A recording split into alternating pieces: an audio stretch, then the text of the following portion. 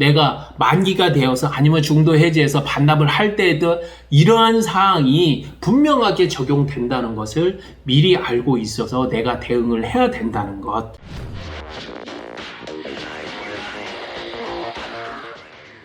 일전에 올려서 많은 분들이 보시고 저에게 문의를 주셨던 왜 내가 당연스럽게 생각하는 반납에 대해서 의문을 가져야 되는지에 대해서 이야기를 드렸었던 적이 있습니다.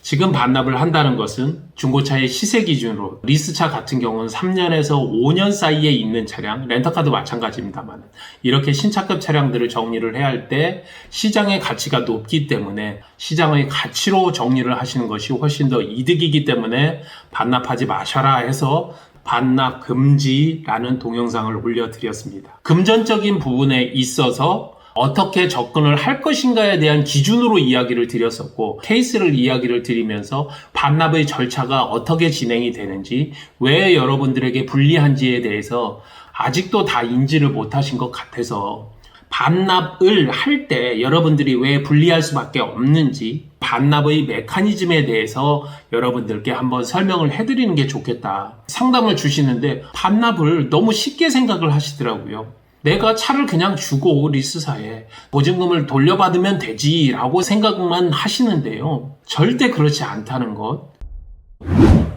저도 역시 그랬었고 월세로 전세로 이렇게 살아보셨을 거예요. 공인중개사 있는 데 가서 우리들이 약정을 하게 되죠. 사무실이나 아니면 점포, 가게, 공장 기타 등등 여러 가지를 임대해서 임대차 계약을 쓰게 됩니다. 계약을 할 때 항상 나오는 이야기가 뭐냐면 원상 복구의 의무. 처음에 입주를 할 때의 그 상태돼도 원상 복구를 해놓고 나가라. 그렇지 않으면 보증금에서 일부를 제할 수 있다는 내용이 분명히 계약서에 들어가 있다는 것을 알 수 있을 겁니다. 리스나 렌트카도 역시 마찬가지라는 이야기입니다.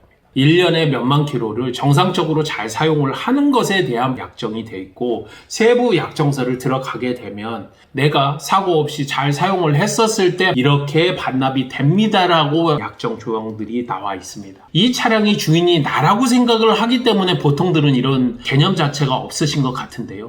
반납을 한다는 것은 내가 누군가에게 물건을 빌려서 사용을 하다가 다시 돌려주는 것을 이야기를 합니다. 내가 주의를 한다고 해서 이 차량이 문제가 안 생기는 건 아니거든요. 출퇴근이나 내가 사용을 하는 것에 의해서 주행거리는 늘어날 수 있다고 하지만 사고라든가 어디를 교환했다든가 아니면 내가 생활을 하면서 스크래치가 났다든가 휠이 까졌다든가 안에 있는 시트가 찢어졌다든가 아이들을 태우다 보니 뒷자리나 이런 데 발로 이렇게 문대서 거기에 까졌다든가 이런 것들은 원상 복구의 의무가 있는 것들입니다. 원상 복구가 되지 않았다면 감가를 할 수 있다는 이야기와 동일합니다. 반납을 할 때 반납 신청을 하게 되면 지정한 장소로 차량을 입고를 해달라고 하거나 아니면 감정평가사들이 방문을 해서 차량을 보기도 하는데요. 그때 평가가 들어가는 것들은 세 가지 정도로 보여집니다. 하나는 사고의 이력이 있는가? 사고의 이력이 있는가는 두 가지로 나눠지겠다. 하나는 교환이나 교체 부위가 있는가 아니면 도색 부위나 판금 부위가 있는가. 다른 하나는 보험 이력이 있는가. 교환 부위마다 2.5%에서 5% 이렇게 감가상각표를 따로 만들어서 약정시에 넣어놓고 있음을 알 수 있습니다. 외관상으로 봤을 때 멀쩡하지만 사고 이력이 카이스토리를 올려서 300, 500, 700, 1000만원, 1200만원 이렇게 나와 있었을 때 분명하게 사고 이력에 대한 부분을 실제로 이 차량을 매각을 할 때 상품성이 떨어진다는 이유로 평가사들은 감가 요인으로 분명하게 작용을 한다는 사실. 그래서 여러분들이 문의를 할 때 이렇게 해서 범퍼 교환이 있었어요, 교환이 있었어요 이렇게 이야기를 할 때 별거 없어요, 잘 사용했고 큰 거 아닙니다 라고 생각을 하지만 감가 요인이 된다는 점을 분명하게 알고 계셔야 됩니다. 반납을 해야 될 때 갑과 을의 관계를 굳이 놔두자면 리스사는 반납을 안 받아주면 되는 거니까 갑이라고 하고 자기가 선택해놓은 기준으로 이야기를 해서 만약에 인정을 하지 않는다 그러면 안 받아주면 되는 거니까 그리고 채권으로 확보를 해버리면 되는 거니까 차량을 리스사, 캐피탈사, 그리고 렌터카사 명의로 되어 있기 때문에 본인들이 결정한 사안에 대해서 수긍을 하지 않았을 때에는 정당한 클레임을 한다 하더라도 본인 평가에 의해서 보통들은 강권을 하게 되고 그 금액대로 결국은 감가상각을 하게 됩니다. 두 번째로는 타이어의 상태, 외관의 스크래치, 휠이 스크래치, 그리고 안쪽에 있는 사용도 이런 것들을 실제 상품성으로 봅니다. 이 차량을 복원을 했었을 때 들어가는 비용을 실비라고 그래서 상품으로 했었을 때 광택집이라든지 복원집이라든지 덴트집이라든지 수리를 해야 된다든지 타이어를 바꿔야 된다든지 하는 것은 실비를 기준으로 감가상각이 된다는 점을 분명하게 알고 계셔야 됩니다. 반납을 하기 전에 내 차량이 문제가 될 것이 어디에 있는가를 제대로 살펴봐야 되고 복원할 수 있는 부분은 저렴한 금액으로 복원을 하는 것이 그리고 깔끔하게 해서 차량 진단을 받는 것이 훨씬 더 유리하다고 이야기를 드릴 수 있겠습니다.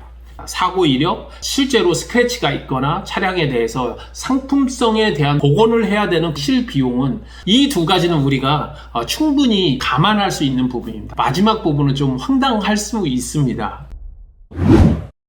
차량의 가치감가라고 이야기를 합니다. 중고차 시세로 봤었을 때 가치가 현저하게 떨어지는 경우에는 반납을 거부할 수도 있고 반납의 가격을 현저하게 낮출 수도 있다는 조항이 있습니다. 아우디의 디젤게이트 사건이라든지 BMW 파이낸셜의 화재 사건으로 해서 가격이 갑자기 내려간 경우라든지 미국 차량이나 아니면 유럽의 일부 차량들이 실제로 독일의 차량보다 리스 반납을 할 때 감가상각이 많이 되는 경우도 바로 이 조항을 적용을 해서 그렇게 된다는 점 꼭 잊지 말으셔야 됩니다. 그래서 리스를 할 때, 렌터카를 할 때 인기 있는 차종을, 인기 있는 색깔을 약정한 주행거리 이내에서 사고 없이 사용을 하라는 것이 바로 이런 반납을 할 때 이 차의 가격을 현저하게 받을 수 없을 경우 주행거리가 많다든가 사고가 많다든가 이럴 때 시장 가격으로는 전혀 해결이 안 될 때 리스 승계는 뭐 당연히 렌터카 승계도 당연히 안 되고 반납은 어찌 보면 손해를 본다 하더라도 차량을 처리할 수 있는 마지막 보루인데 반납을 하더라도 알고 반납을 해야 된다는 것 내 보증금에서 얼마만큼 빠질 것인지 알고 계셨으면 합니다.